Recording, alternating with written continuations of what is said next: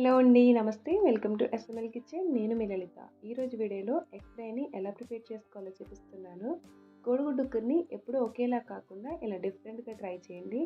Taste మాత్రం super ఉంటుంది. దీనిని ఫటాఫట్ 10 నిమిషాల్లో ప్రిపేర్ చేసుకోవచ్చు. ఎగ్స్‌తో చాలా రకాలుగా కర్రీ ప్రిపేర్ చేసుకోవచ్చు. అందులో ఈ స్టైల్‌లో కర్రీ ఒకటి. ఇంకా లేట్ చేయకుండా ఎలా ప్రిపేర్ చేసుకోవాలో చూసేద్దాం. ముందుగా స్టవ్ పైన ప్యాన్ పెట్టుకుని దీనిలో 2 టేబుల్ స్పూన్ ఆయిల్ వేసుకోండి. ఆయిల్ బాగా వేడయ్యాక పావు టీ స్పూన్ జీలకర్ర, సన్నగా తరిగిన 2 పచ్చిమిర్చిని కూడా వేసుకుని వీటిని లైట్గా ఫ్రై చేసుకోవాలి.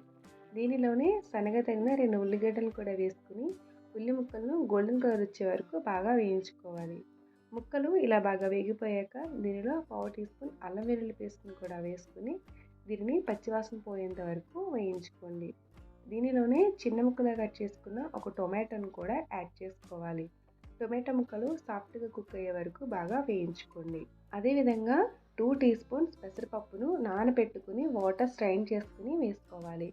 దీనిని 2 నిమిషాల పాటు ఆయిల్లో ఫ్రై చేసుకోవాలి. ఇలా వేగిపోయాక దీనిలో రుచికి తగినంతగా ఉప్పు, అర టీ స్పూన్ కారం, పావు టీ స్పూన్ పసుపు కూడా వేసుకుని ఈ ఉప్పు కారాన్ని బాగా మిక్స్ చేసుకోవాలి.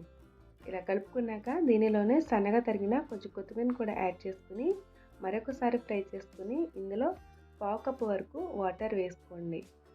కూర మొత్తాన్ని బాగా కలుపుకొని దీనిపైన మూత పెట్టుకుని 2 నిమిషాల పాటు మీడియం ఫ్లేమ్లో మగ్గించండి. కూర కొంచెం దగ్గరికి అయ్యాక ఇలా కలుపుకున్నాక దీనిలోనే లైట్గా గుంతలు పెట్టుకోవాలి. ఈ గుంతల్లో ఎగ్స్ని బ్రేక్ చేసి వేసుకోండి. నేను అయితే ఈ కర్రీ కోసం 5 ఎగ్స్ వేస్తున్నాను. మీకు ఎన్ని ఎగ్స్ అవసరమైతే అన్ని ఎగ్స్ వేసుకోవచ్చు. ఎగ్స్ పైన లైట్గా కొంచెం ఉప్పు, కొంచెం కారాన్ని కూడా వేసుకుని తిరిగి మూత పెట్టుకుని లో ఫ్లేమ్లో ఎగ్స్ని బాగా కుక్ చేసుకోవాలి. ఇలా 5 నిమిషాల తర్వాత ఒకవైపు కాలాక మరొక వైపుకి తిప్పుకొని దీన్ని మూత పెట్టుకుని మరొక 2 నిమిషాల పాటు కుక్ చేసుకోండి.